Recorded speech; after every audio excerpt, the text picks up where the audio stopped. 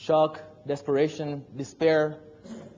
It was almost like the financial world was collapsing around people's ears. This was something like most traders here you see are fairly young. They wouldn't have seen the previous meltdowns.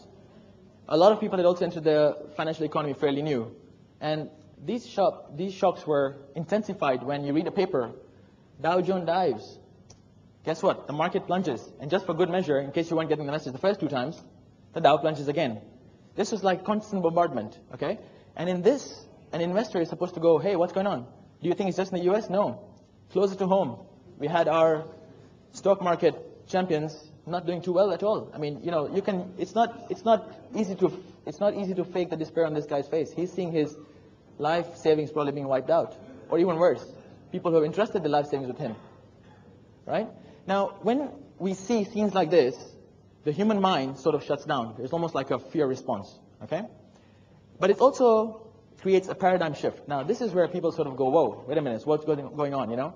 If this is all happening, are we insulated? For a while, all of us in Dubai were saying, nah, you know, Dubai doesn't get affected. Now, whether we like it or not, it might be that the balance sheets of banks that are affected and Dubai banks are not directly linked.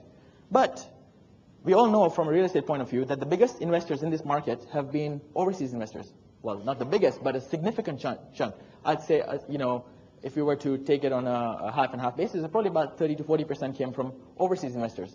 You know, they're flush with cash, they get the bonuses, let's go get ourselves a place in the sun, Dubai, the place of eternal sunshine. Now, when it came time for those scenes you saw in the previous slide to affect them, what did they have to do? They started to have to cash out, which means they started to have to, you know, sell their, if you had a choice between selling your house in the UK or the US, or the place in the sun you might never need again, you're obviously going to start selling the place in the sun. Also, the other reason is they started locking in profits. Now, remember, they already had made a profit. So for them, anything above something reasonable was whatever was fine. So it was almost like a crash dive. If I was willing to sell something for 2 million, hey, the guy sitting next to mine was willing to sell for 1.8. Is this a price correction? Absolutely. Now, this is from the outside in. But locally, what we saw was there was a paradigm shift. Now, a paradigm shift created by the fact that this apartment, the top floor apartment in this building sold about 2 years ago for about the equivalent of about 1 million dirhams. I know somebody who bought in August a similar apartment at a similar level in one of the 6 buildings. This is Southridge. There are six towers in downtown Dubai, close to where the Burj is. You know, pretty run-of-the-mill apartments, and they're, you know, nothing special about them. 1 million, and another guy bought for 3.5 million dirhams. 1-bedroom apartment. Now, the guy who bought at 1 million dirhams, he's rented it out after costs, deductions, whatever. He's renting it out for about 120,000 dirhams take home. Okay, so he's getting a decent yield of about 12%, which is great. For our friend who bought it $1 million roughly, he would have to rent it out for almost 420,000 dirhams to achieve the same rent. Is that possible? Absolutely not. So what's he got to have to do? He's going to have to bring down his rental, you know, to a comparable level, bringing down the yield. Okay, so this affects people right away. So they say, hey, wait a minute, what have I done? Let me get out of here. It was almost like the realization set in. It was time to wake up and smell the coffee.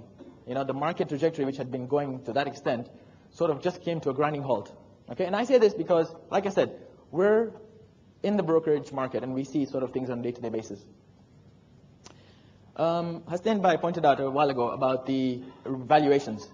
You know, the developers were, I shouldn't say stoking the fire, but they were taking advantage of it. Why should they leave profit on the table? I'll give you an example. Burj Mansion launch not too long ago, earlier this year, 5,000 to 7,000 dirhams per square foot.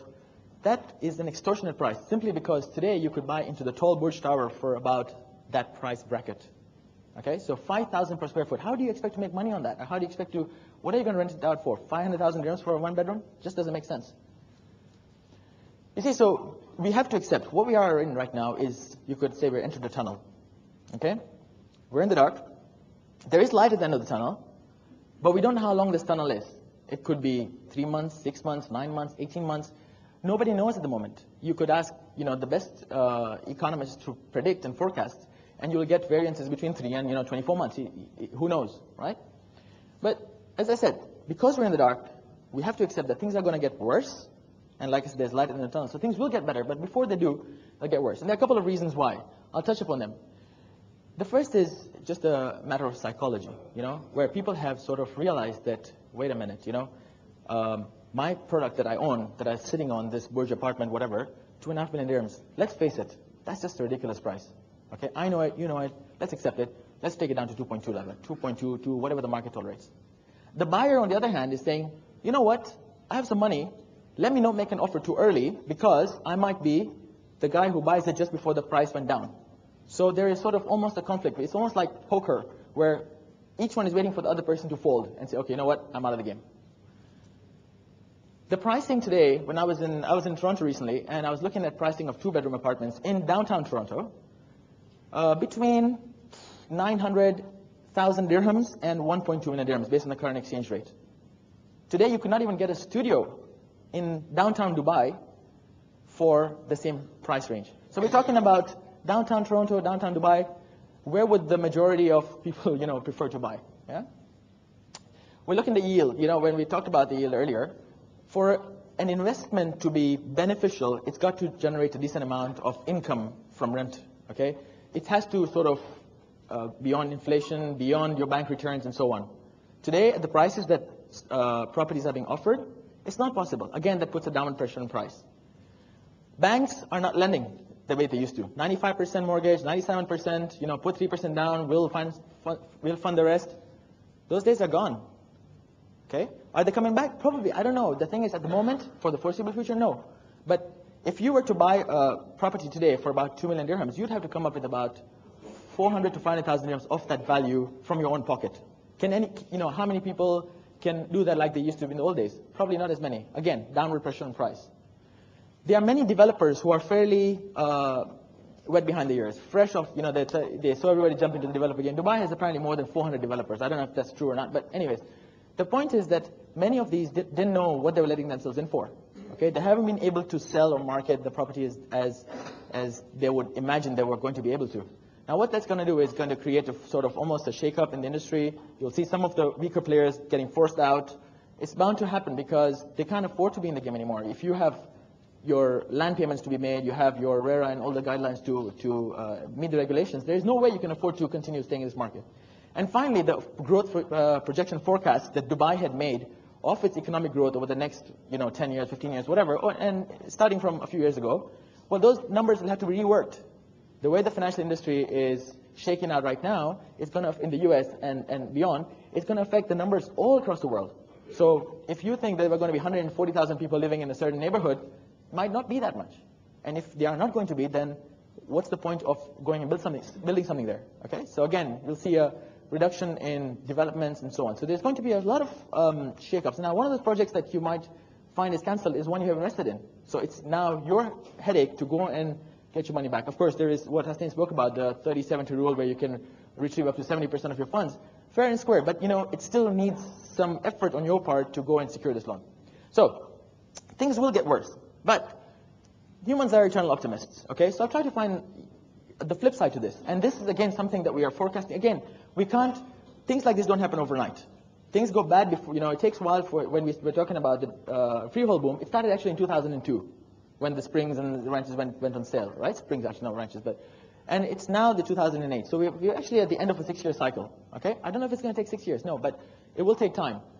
Looking ahead, there will be consolidation. Now, a great deal of consolidation means bigger players, bigger developers will go out and say, okay, look, you little developer, you're not going to be able to finish this, but you have a fantastic piece of land, a good location.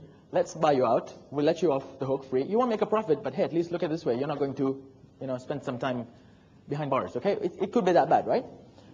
The reality is that, okay, at the current time, the margins that developers are making are pretty impressive.